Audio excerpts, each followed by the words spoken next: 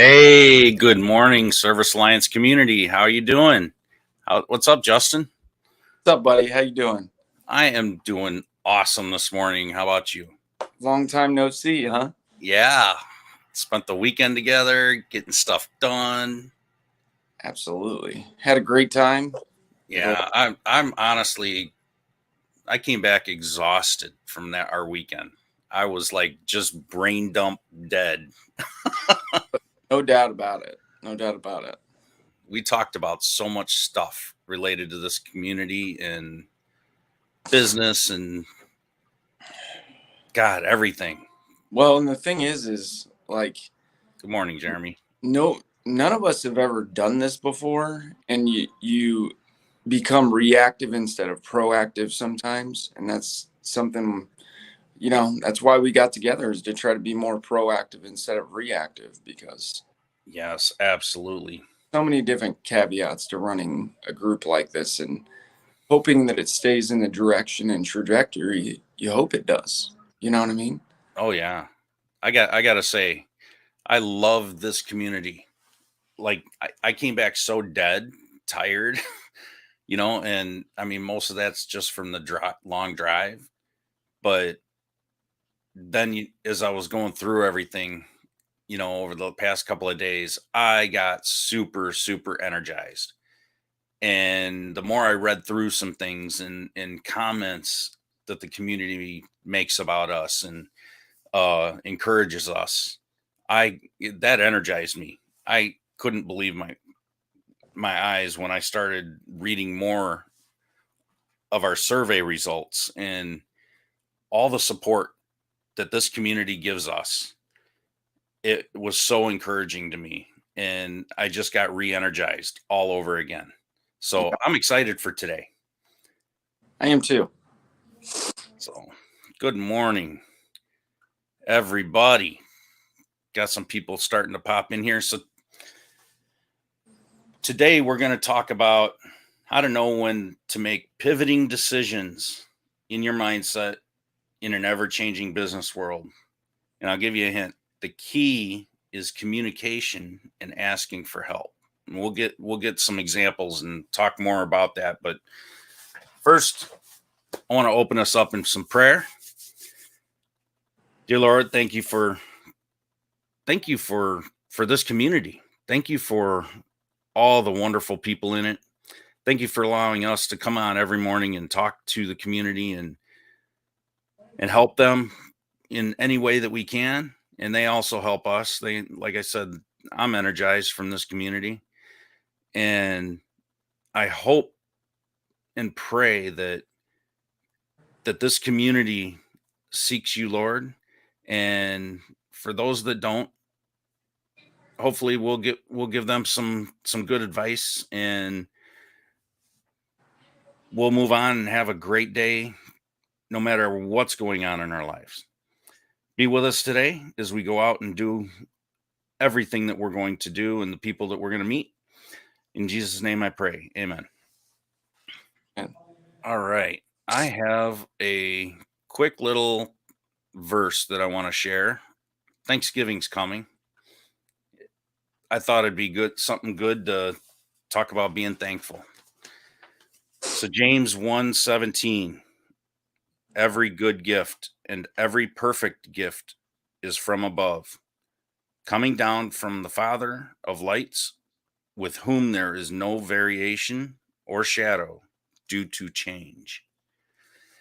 This kind of goes into our talk on change, shifting our mindset for change, the changing world. So, um, first of all, it's imperative that we're thankful for what we have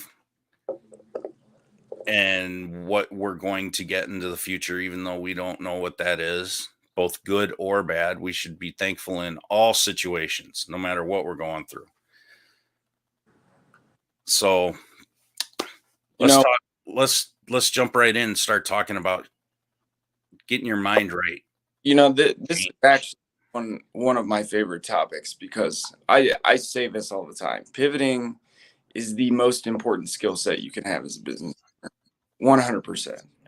You know, I've been doing this since I was 17 years old. I've been doing it my whole life. And I've got to sit and watch my dad grow a business and face all the challenges he faced, and my uncles. And, they get together at Christmas. They're all running appliance repair companies. We get together at Christmas and we're playing cards. And the conversations they would have over playing poker about the things they were overcoming in their businesses, like, I was privy to that. And at the time I didn't realize like how valuable those were. I wish I could go back in time and record these conversations, because three or four of these guys are three of the four best businessmen I've ever met in my life. They just happen to be family members of mine. And the one thing that I pull from it to this day is like, you know, pivoting is such a huge thing. And I know, based on how I was raised, and, I wasn't raised in the best environment. I thrive in chaos, right? I absolutely thrive in chaos. So when things are uncertain and something happens in my business, it almost activates me to try to solve a problem. And I think we all saw that when I was together with you guys, that my mind automatically goes to solving a problem as soon as we bring a topic up. I can't help it. You know what I mean? Um, and I think it's what really helps me uh, be able to navigate through problems in my own business.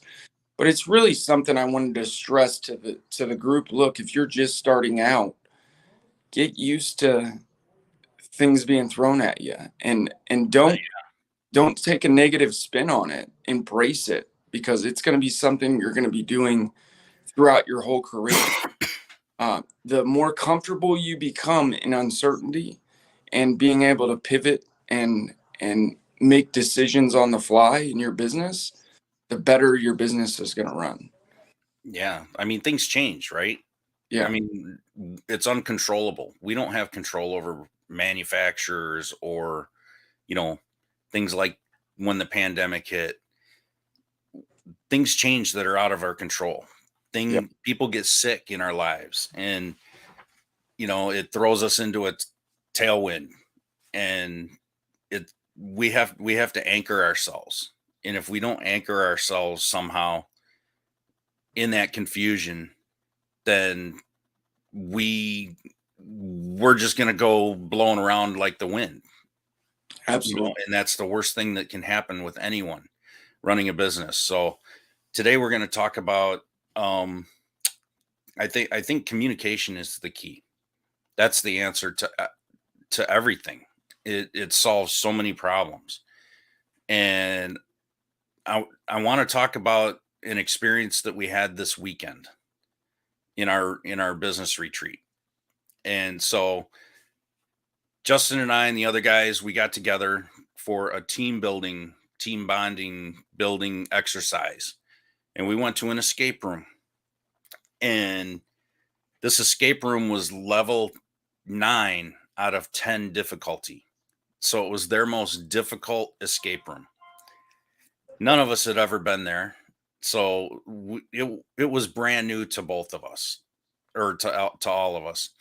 And in this escape room, you're in a jail and you're trying to escape out of the jail.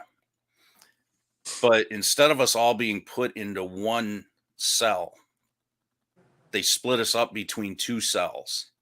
So imagine two cells next to each other, each of them slightly different clues and everything. So Justin and I and Zach were in one cell, and the other two were in the other cell. And we had unlimited hints to be able to ask for help. And I've been in escape rooms before, and you try hard not to ask for help, to ask for those hints, because there's that pride thing that I'm smart enough, I can figure this out. Hmm. This one was tough. This one was real tough, and we had no idea how big and how tough this was going to be. But imagine two jail cells. We're in there, and then they say, "All right, your game starts now." So Justin and I and Zach are are fumbling around our little cell and we're trying to get all these little clues and we're looking at everything on the walls and we're like looking at all these numbers. How do these numbers fit with what we're trying to do? And how many locks do we have? How many have keys? How many are codes and things like that? And then we started figuring some stuff out, but then we got stuck and the other guys are doing the same exact thing in their cell. Right. And we could hear them, down the little hallway, them trying to figure things out. And then it hit me. Guys, we should be talking to each other. Yeah. These aren't two separate games. This is one game. And we need to talk to each other. So we started shouting things back and forth between cells and trying to figure that out. And that was the key. Yep. To us getting out of those cells. It was communication. Yeah. And not just within the single cell. We had to talk to people in the other cell. We were exchanging numbers, and then it was words that led to opening a lock. Yeah, and like our cell had to get a cart from the hallway, swinging a rope over to grab, and then we had to shove it over to theirs because they had the key to open the box that was on it. Exactly. That got them out of the cell. Yeah. And had we not worked together and communicated very well with that, it was much more of a challenge. So once we figured out that communication, everything went much faster and smoother, and we didn't need as many hints and help. So that was a huge game changer for me to go through that exercise and actually see it in real world application and it working. So what did you get out of it? Exactly what you just said. You read my mind, actually. The other aspect, that whole experience this weekend really, I feel like, brought us all closer together than we've ever been. Running a business with 5 people, all trying to be the chief, all trying to be the Indians. It's a new progress that I've never experienced in my life that really has humbled me. It's gave me more character. It's made me learn a lot about myself in particular, because running my own business, people tell me what I want to hear sometimes because I'm the boss. You know what I mean? And being in a group with other like-minded leaders who, call you out on your bullshit, let's just say what it is it's a personal growth thing. And that's what I get more out of being partners with you guys than anything, is the personal growth I've gained from having a better understanding of myself has transferred into other parts of my life in tremendous ways. I mean, there's not even a way to put a price tag on that. I agree. I'm the same way. Somebody's got a comment here. I don't tell you what you want to hear. Whoever that is, they're not telling you what you want to hear. One of the key things to this communication that I want to segue into is having that shift in mindset to listen to your market. So we were in those cells and we had to listen to each other in each cell to be able to get out before we could probably, move forward. And there were multiple rooms within this game, and we didn't know that there were multiple rooms to the extent that it was. And so it was a surprise. We think we're doing good and we're going to get out, and then all of a sudden there's a whole other room with a whole other set of challenges that we had to go back into the other rooms back and forth, to find different clues. So sometimes you have to go backwards to find the clues so that you can move forward. Got it. Isn't that true in business and in life too? Yeah, exactly. And it's okay to go backwards sometimes. I don't know what's up with my camera. It just got really fuzzy all of a sudden. But anyway, when the market shifts and things start to change in a market, if you aren't listening to the market, Mm-hmm. you can't navigate it. Yeah. So I think it's really, really important that we listen intensely to the market. And that market, how do you listen to a market? You look at trends, You, you listen to people, you listen to your customers, you listen to your customers. I mean, there's various things. You listen to your employees. what their needs are, what their wants are. Exactly. So if things are starting to shift, how do you know if it's a temporary shift or it's going to be a longer term shift? You Yeah. need to learn how to identify that, right? So having a community where you can ask those questions is super important. And I don't see this happening a whole lot in our community to the extent that I think it should be happening. I mean, we see everybody and their brother asks, "Hey, what's wrong with this appliance? What's wrong with this? What how do I fix this?" Yeah. Very very rarely do I see, "Hey, what's wrong with my business? How do I fix this?"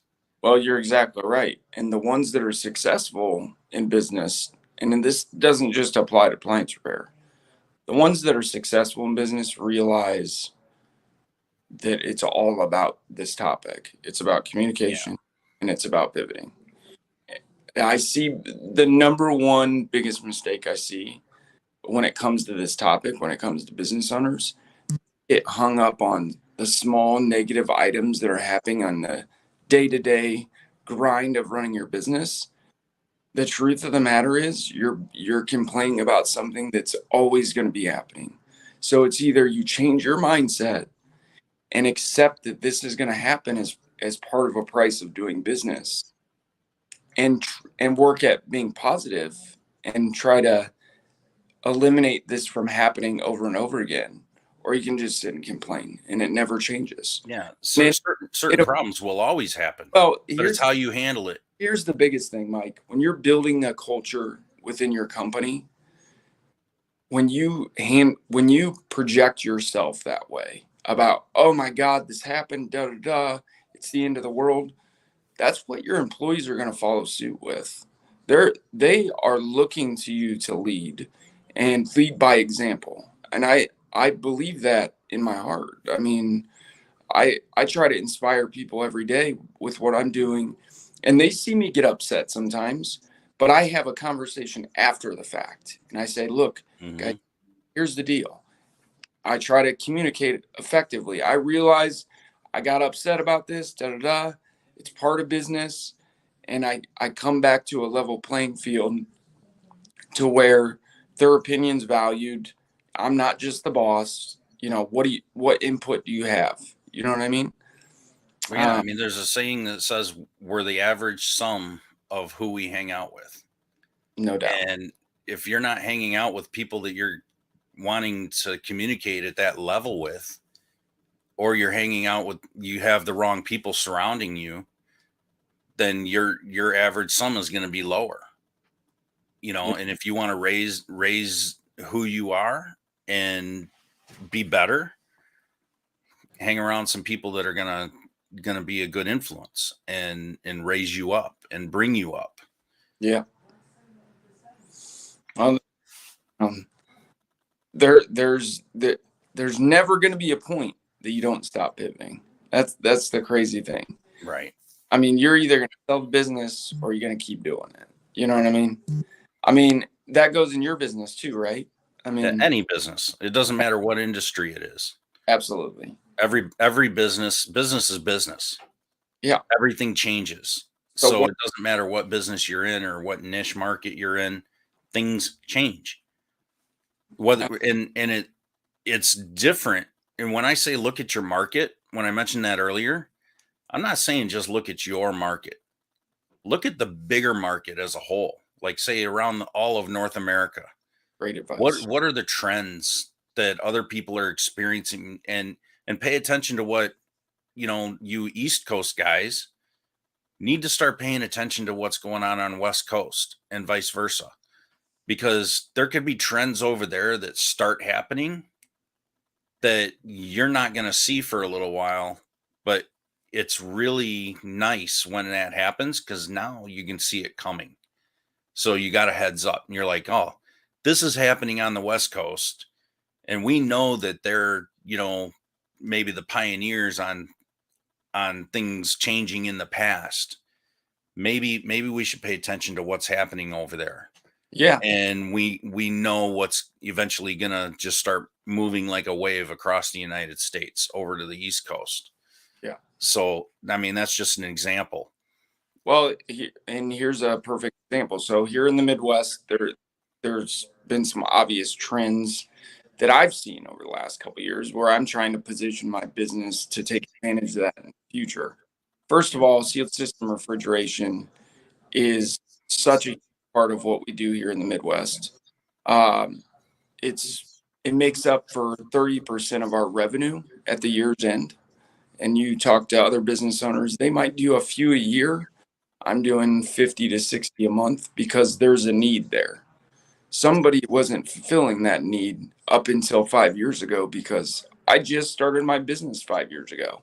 So the fact that I'm able to get that many compressor calls tells me our business is trending in that direction. And then I need to keep training people who are able to do sealed system repairs. And if you go to Home Depot or Lowe's, look at the trend. They're putting variable speed compressors that burn up with R600 in them in $3,000, $4,000 units. People are going to want to repair those products. I don't care if it only lasted 18 months. In the grand scheme of the thing, when it breaks and they're dealing with family problems, financial issues, the easier approach is to repair the product over replace it. That's why they call us, to solve a problem. Absolutely. So if how do we communicate and look at those trends? So if we're looking at different things, and I mean, we have to ask questions, right? Just like when we were in the escape room, there were times that we knew we needed help. The clock was ticking down and we knew we needed help. So we pushed the button to ask for a hint.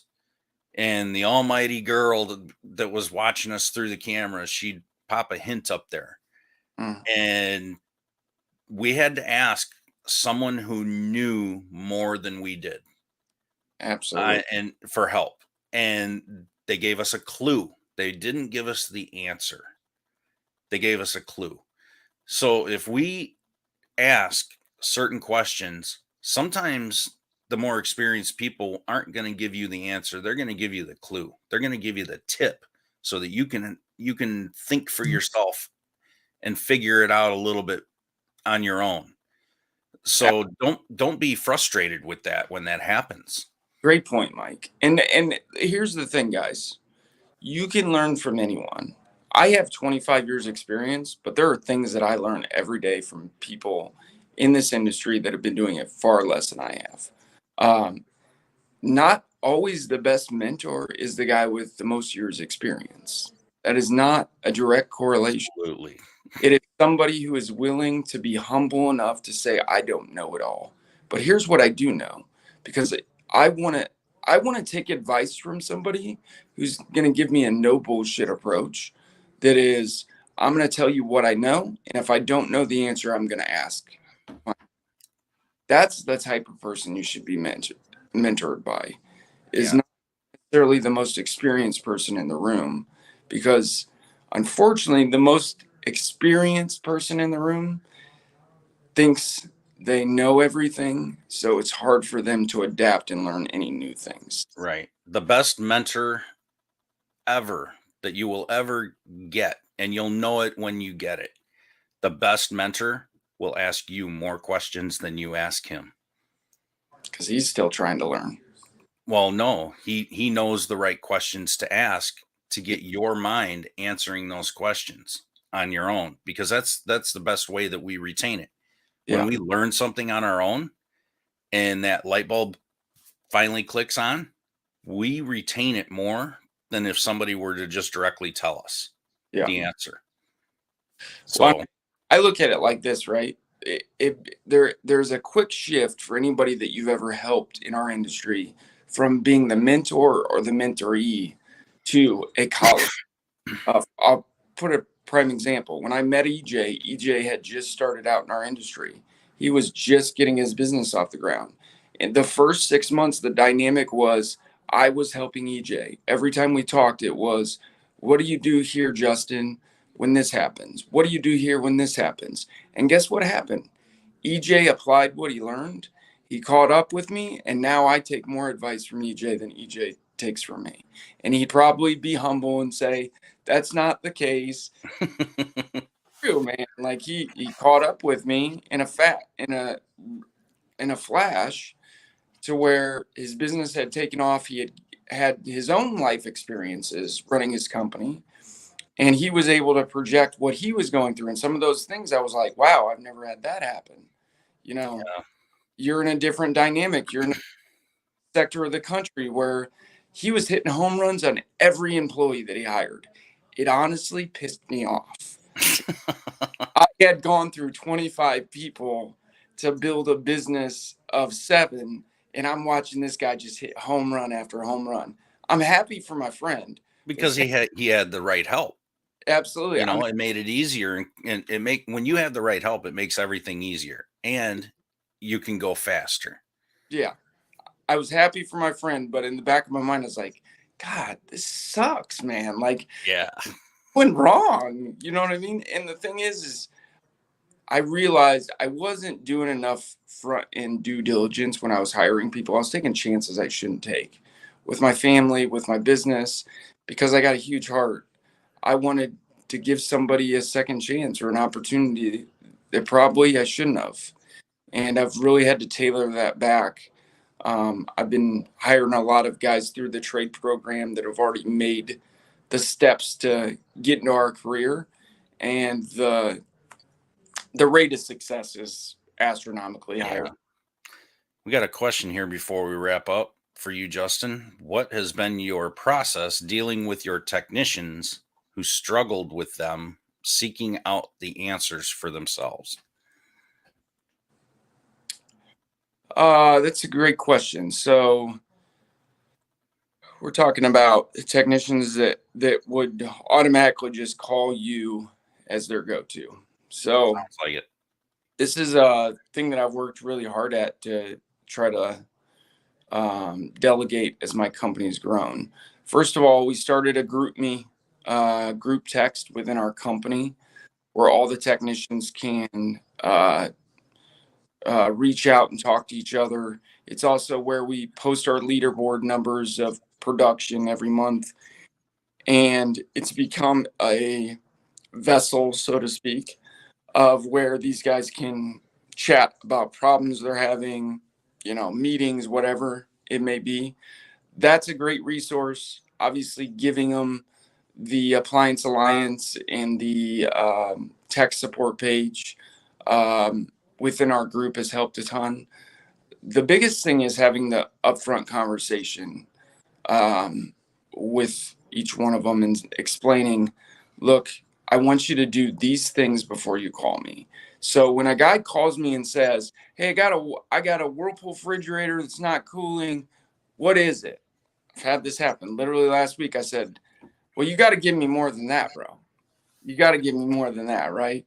So I don't just give them the answer. I give them a way to find the answer for themselves. And when you do that as a leader, you're not just giving the answer. They're less likely to call you just to get an answer because they know what my response is going to be. Well, have you tested this? Have you tested that? Okay. So if they're Yeah. looking at that quick answer, they're probably going to call one of the guys that they work with. They're not going to be calling me. Yeah. I think the moral of the story is we need to guide others in the right direction so they can be successful in what they're trying to do. Just like that escape room. We got in the last room. It was the toughest room. and we started getting guidance from the almighty girl watching us through the cameras, and she just started giving us hint after hint after hint because we weren't figuring it out. And she would give us a hint, and I'd say, no, I already did that, I got that, and I didn't have it, and she kept putting it up there like over and over and over, and it's like, oh, I don't have it. I Yeah. needed to get hit in the head a few times before I realized, oh, I missed that one, and then we were able to move on. But Yeah. it was a hint. It wasn't say, hey, go get this piece out of this corner next to the door. Well, you're exactly right. Yeah. So here's a hint, guys. Here's a hint coming from one of the guys that has spent his entire career trying to give back to you guys, and to others. Okay, it is all about investing in people. If you don't get busy training techs today, and your mindset is there isn't people out here to hire, you're wrong. I've built a company under 5 years with over 10, 11 technicians. How did I do that in under 5 years if there's not people out here? There is people out here. It's all about your approach, and it's all about your mindset. If you've had technicians that have burned you, I've been there, bro. I've been stolen from more than most, but I've also had more success because I stuck with it. So there is people out there. I just want to assure guys, because I hear that all the time. Like, man, there's nobody to hire. You're looking in the wrong places. Then try other places. Pivot. Absolutely. I want to answer this last question. Basically, it's how do you put together a mentor of other owners to work with? That's a really simple thing to do. We've already got our Facebook community, and that's a great place to start. Get connected with people. At the Service Alliance Group, I mean, we have mastermind programs that we're in the process of really creating a great program for the first quarter, and that's going to be a very, very valuable thing to be involved in as a business owner. And we've done a beta one before, and it was very fruitful for a lot of people. So getting connected in those types of programs, and getting in programs where you can get the resources from others is going to speed things up a lot. And just like Robert says here, give a man a fish, teach a man to fish. Amen, brother. Truer words were never spoken. Amen, Give a man brother. a fish, he'll eat for a day. Teach So a man to fish, he'll eat for a lifetime. that's $1 million answer right there. When technicians call me, I teach them how to fish. I don't teach Yeah. them where. We shouldn't be teaching people how to fish, or we shouldn't be giving fish away, Yeah, is what I'm saying. We should be teaching people how to fish. So don't be lazy. Work out the problems first, and then we can help. Love absolutely. it. So, all right. Glad you liked it, Ann. We're gonna wrap up. We'll see you tomorrow. Uh, who's Zach on with tomorrow? I forgot. Is it TK? Yeah, it might be EJ. So we'll see you tomorrow.